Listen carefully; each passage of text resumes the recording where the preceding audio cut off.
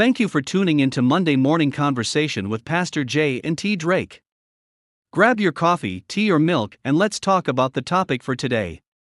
Let's get the conversation going.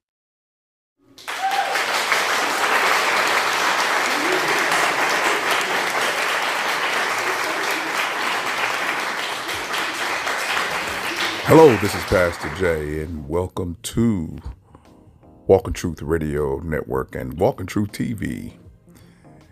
I haven't been on long. I've been doing my preaching and teaching thing, so if you haven't heard me do a podcast in a while, today's your lucky day. I want to talk about something that I really has been on my mind. And I like to come on and get with my partner, T. Drake, and talk about these things, but I'm just going to talk about it with you guys, if that's okay. And I want you guys to put on your thinking cap. I want you not to be emotional. I want you to get out of the echo chambers of the legacy news that's been feeding you. And I want you to think about something. And all the talking heads that you've been listening to that you never elected, but they parade them before you. Okay. Come close. I want you to take your time and listen to this. Hear me out. Boycotting. Target, Sam's, Walmart, Amazon. As African Americans or any group in America. The problem with this thinking, and I know where you get it from. You get it from back in the 50s and 60s when they boycotted businesses in the South and throughout the United States. And we have to measure how effective were those marches and the circumstances behind their ineffectiveness or effectiveness.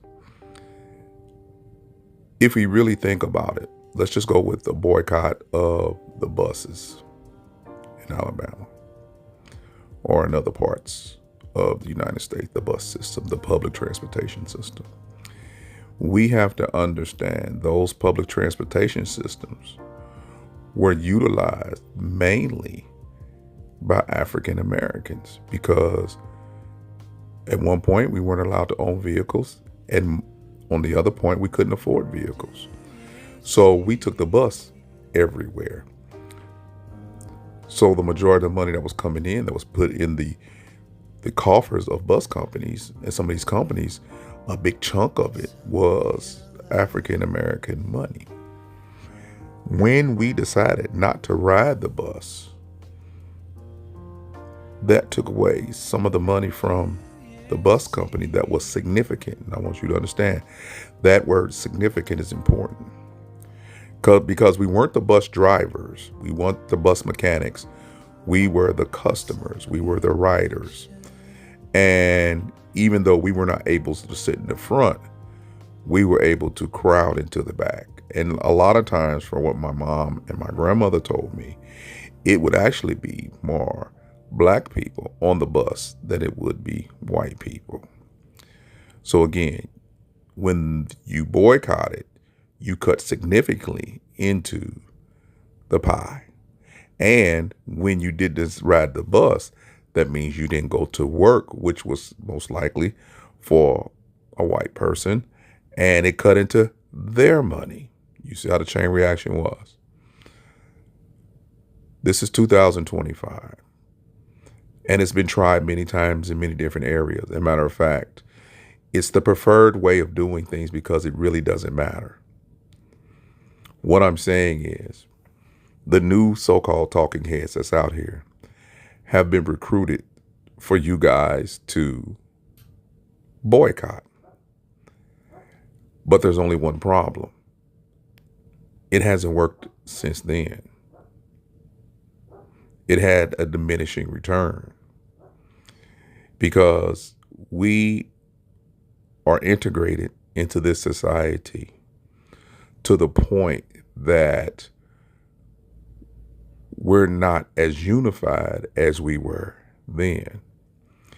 Meaning that in Walmart, Amazon, Target, we have African American representation not only in the employees, but also in product placement.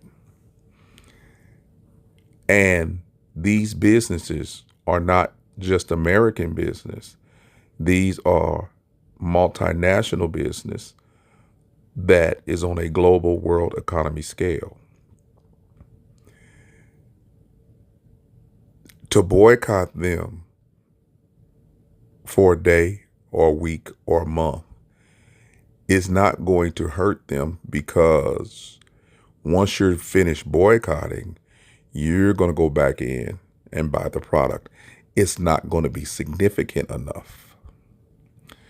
So trying to boycott a business that is worldwide, the dent that you would put in it, even if in all 50 states, you decided not to go, when you went back, you'd make up for it.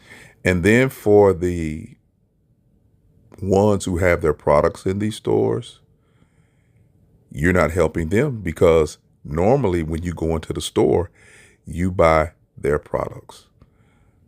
Now the case has been made, and it's true, we don't have a place to put our products that will get the national exposure that Walmart, Target, and these other big box stores would give.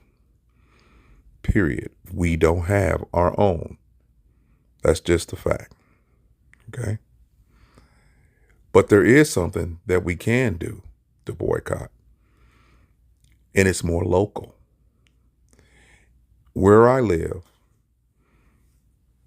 on a main strip called Olive Street Road in University City, Missouri, there are more ethnic businesses that cater to African Americans than you can possibly believe. Some have called this area Chinatown, because we have Chinese box food restaurants to which the majority of the customers are African American.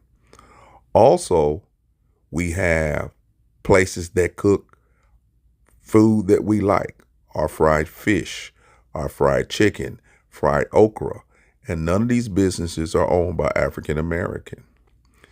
The only business, and I'm 61, that I believe that is still owned, where the proprietor is an African American, is the barbershop that used to be called Men and Women's World, and now that is called Hollywood. I went there as a child, and they're still going.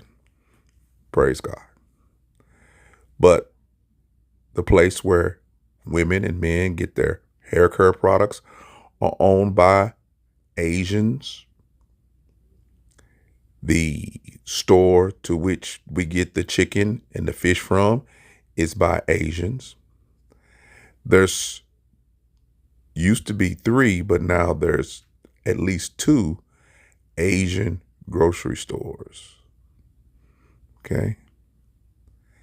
So these stores, these restaurants that have 90% customers that are African American, especially the food and the beauty supply industry, not so much the grocery stores. If we boycotted them and demand that they reinvest some of their money into the community, it could work. It could actually work. Because if we're 90% of their money, and it's cash, most of the box restaurants, if you live in our community, you already know, they don't accept credit card, they accept cash. And regardless of how they do that, we're still 90% of the customers. Okay? Throughout St. Louis at the box Chinese food restaurant stores. And we're 90% of the customers in the beauty supply stores that are owned by foreigners. If we boycott them, it would make a difference. If we boycott the liquor stores that they own in our community, it would make a difference. If we would boycott the Quick Trips and the 7-Elevens and the corner stores, it would make a difference. We could demand that they contribute heavily into the neighborhood that they don't live in, but they receive our dollars. Now, I want you to think about that. They do not contribute into our neighborhood, but they receive 90% of their dollars from us. And you want to go boycott Target. It seems that you would be smart enough and thoughtful enough to boycott where it's going to make more of an impact to your community. Because all it would take is a month-long threat of boycotting these other businesses in our community. They would probably love to help us out with our own money that we give them. I want you to think about this. I want you to comment, no matter where you're listening worldwide. Do you find this in your community also? And let me know what you think. You don't have to agree, but I want you to be respectful in the comments. Please comment and let me know what you think. But anybody that grew up in University City, Missouri, you know what I'm talking about. And if you're still here like I am, it ain't changed. So if we're going to boycott, let's boycott those who are in our community, providing service to our community, but not contributing back into our community. Because none of these people that I'm talking about live in the neighborhoods that surround their businesses that we pay money into. This is Pastor Jay. I hope you like it. Hopefully I'll be doing some more stuff like this. Please like, subscribe, and share. And I'll see you on the other side. Please check out our YouTube channel, Walk in Truth TV.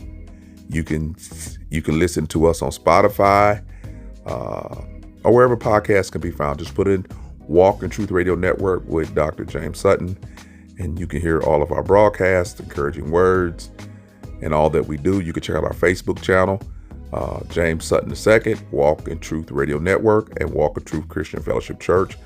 Also, I can be found on Instagram at walk_in_truth.